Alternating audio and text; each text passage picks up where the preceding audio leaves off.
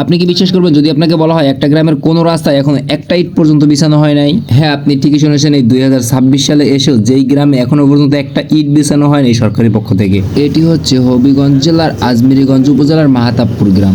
যেই গ্রামে এই প্রথম সরকারি অনুদানের পক্ষ থেকে একটি 4 তলা বিশিষ্ট ভবন উইথ সাইক্লোন সেন্টার এবং একটি রাস্তার প্রকল্প অনুমোদন হয়েছে এলজিইডি রিভার প্রজেক্টের মাধ্যমে। গত 18 তারিখ যখন আমরা ওই গ্রামে এনভায়রনমেন্টাল স্ট্র্যাটেজি এর জন্য যাই, তখন ওই গ্রামের মানুষের একটাই চাহিদা ছিল, সেটা হচ্ছে তাদের রাস্তা।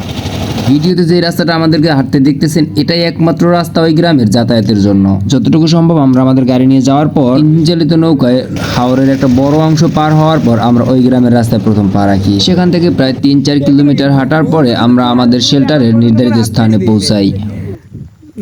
পথ সংক্ষিপ্ত করার জন্য আমরা মাঝপথে আরও একটি ছোট নদী পার হই নৌকা ব্যবহার করে। নদীটি মৃত কালনী নদী নামে পরিচিত। ফোনের চার্জ শেষ হয়ে যাওয়াতে আমরা ওই গ্রামের কোনো কিছুই ভিডিও করে নিয়ে আসতে পারিনি। আমরা যারা শহরমুখী আছি তারা আসলে অনুভবও করতে পারি না গ্রাম অঞ্চলের এমনও অনেক জায়গা আছে যেখানে মানুষ এখনো জীবনযাত্রার মান অনেকটাই পিছিয়ে।